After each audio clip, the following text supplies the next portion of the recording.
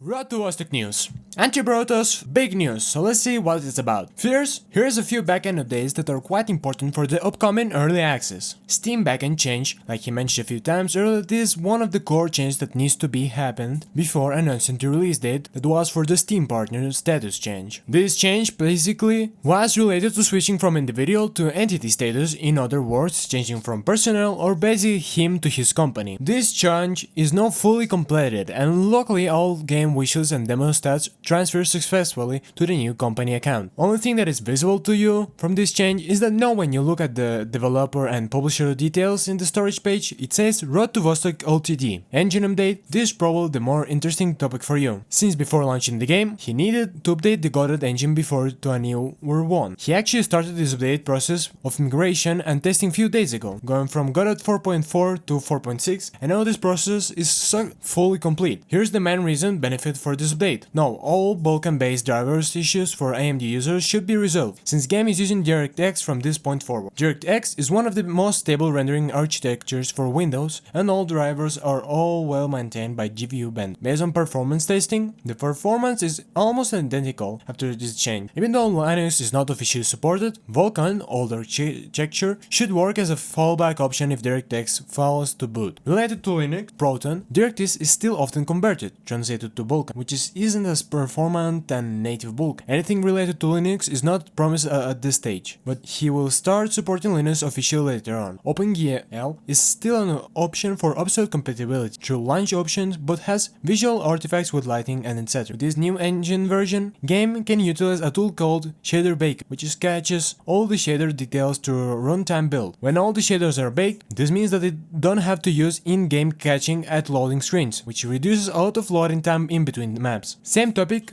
also removes all potential shader hiccups when starts a new game. That is all. Thanks for watching. See you in the next video.